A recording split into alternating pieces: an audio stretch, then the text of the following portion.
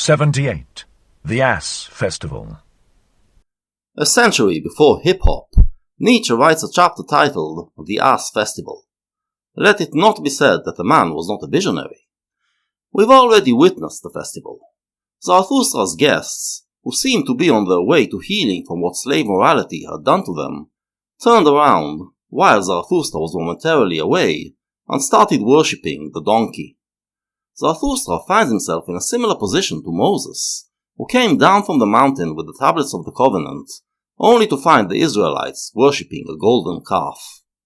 Moses reacted by breaking the tablets in a fit of rage.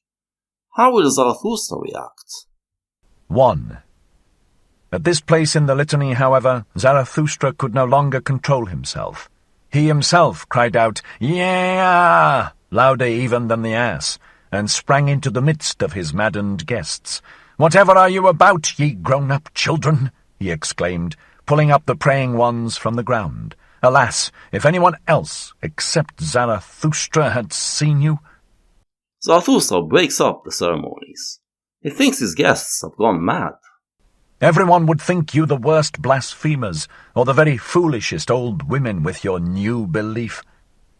And thou thyself, thou old Pope, how is it in accordance with thee to adore an ass in such a manner as God?"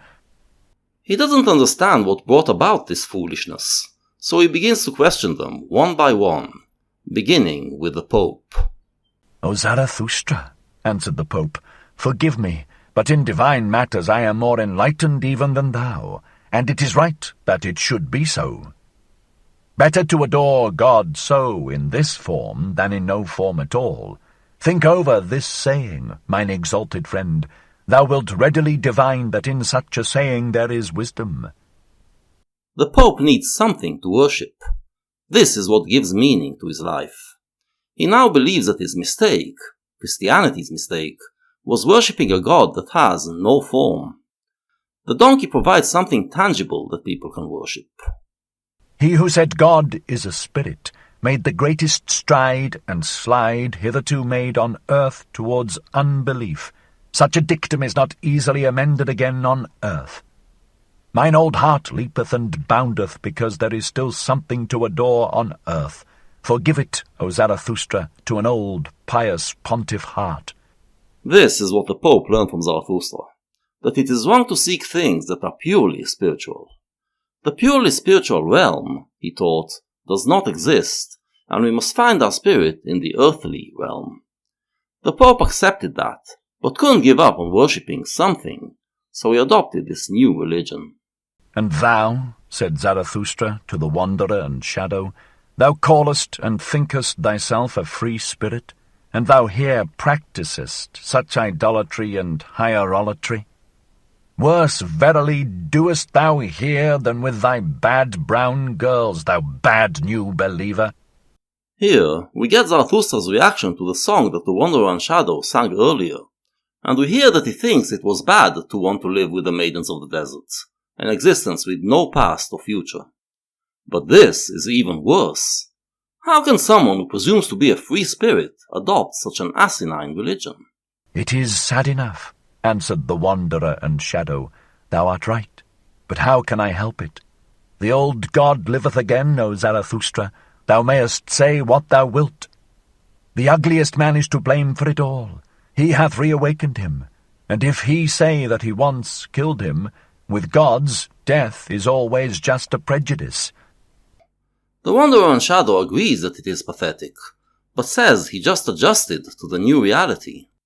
God, the old God, was brought back to life by the ugliest man. He just acknowledged it. "And thou," said Zarathustra, "thou bad old magician, what didst thou do? Who ought to believe any longer in thee in this free age, when thou believest in such divine donkeyism? It was a stupid thing that thou didst. How couldst thou, a shrewd man, do such a stupid thing?" "O Zarathustra," answered the shrewd magician, "thou art right. It was a stupid thing. It was also repugnant to me." The magician simply played along, because this is what he always does, adjusts to the taste of the crowd. If he does indeed represent Richard Wagner, Then Nietzsche here is accusing Wagner, and not for the last time, of being a sellout. And thou, even, said Zarathustra to the spiritually conscientious one, consider, and put thy finger to thy nose. Doth nothing go against thy conscience here? Is thy spirit not too cleanly for this praying and the fumes of those devotees? The spiritually conscientious one presumes to accept only things that he is certain of. How, then, could he adopt a religion, and such a silly religion at that? There is something therein, said the spiritually conscientious one, and put his finger to his nose. There is something in this spectacle which even doeth good to my conscience. Perhaps I dare not believe in God. Certain it is, however, that God seemeth to me most worthy of belief in this form. The answer is that the donkey is something real, and therefore more certain than the old God. But why believe in a God at all? God is said to be eternal, according to the testimony of the most pious. He who hath so much time taketh his time, as slow and as stupid as possible. Thereby can such a one nevertheless go very far. And he who hath too much spirit might well become infatuated with stupidity and folly. Think of thyself, O Zarathustra. Thou thyself, verily, even thou couldst well become an ass through superabundance of wisdom. Doth not the true sage willingly walk on the crookedest paths? The evidence teacheth it, O Zarathustra, thine own evidence. He worships the donkey because it symbolizes something. In being slow and stupid, he is like the old God. But he also symbolizes many of Zarathustra's teachings, as we heard in the previous chapter. And there is something else here. The spiritually conscientious one points out that he feels the need for some stupidity and folly. One cannot just live heroically all the time, as Zarathustra does. And thou thyself, finally, said Zarathustra, and turned towards the ugliest man, who still lay on the ground, stretching up his arm to the ass, for he gave it wine to drink. Say, thou nondescript, what hast thou been about? Thou seemest to me transformed, thine eyes glow, the mantle of the sublime covereth thine ugliness. What didst thou do? Is it then true what they say, that thou hast again awakened him? And why? Was he not, for good reasons, killed and made away with? Thou thyself seemest to me awakened. What didst thou do? Why didst thou turn round? Why didst thou get converted? Speak, thou nondescript. Finally, Zarathustra turns to the main culprit. The ugliest man, the one who killed God, is the one who brought him back to life, in this new ridiculous guise. What made him do such a thing? O Zarathustra, answered the ugliest man, thou art a rogue. Whether he yet liveth, or again liveth, or is thoroughly dead, which of us both knoweth that best, I ask thee? One thing, however, I do know. From thyself did I learn it once, O Zarathustra. He who wanteth to kill most thoroughly laugheth. Not by wrath, but by laughter doth one kill. Thus spakest thou once, O Zarathustra, thou hidden one, thou destroyer without wrath, thou dangerous saint, thou art a rogue. The ugliest man quotes Zarathustra's words, from reading and writing, and reminds him that he said that laughter is the best way to kill an idea. And this is what stands behind it all. The ugliest man didn't do it in order to revive God. He did it to make sure he remains dead. By transforming him into a jackass, he made sure he will forever remain ridiculed. If we wish to define it in terms closer to our time, we would say that he preempts the Pastafarians. 2.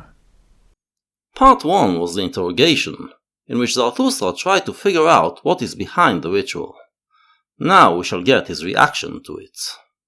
Then, however, did it come to pass that Zarathustra, astonished at such merely roguish answers, jumped back to the door of his cave, and turning towards all his guests, cried out with a strong voice, O ye wags, all of you, ye buffoons! Why do you dissemble and disguise yourselves before me? How the hearts of all of you convulsed with delight and wickedness, because ye had at last become again like little children, namely pious. Because ye at last did again as children do, namely prayed, folded your hands, and said, Good God. He rejects their reasonings, regarding them as mere excuses. The real reason, he says, is that they couldn't handle being free. They need someone's authority, someone to worship. So they reverted to being children. But now leave, I pray you, this nursery, mine own cave, where today all childishness is carried on. Cool down, here outside, your hot child wantonness and heart tumult.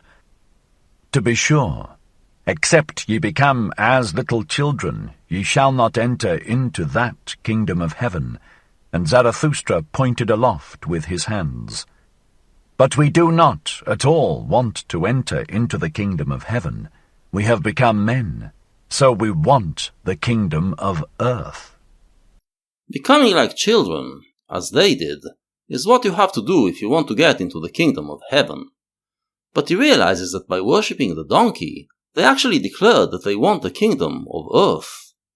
This leads to part 3, in which his attitude will change. 3. And once more began Zarathustra to speak. O my new friends, said he, ye strange ones, ye higher men, how well do ye now please me.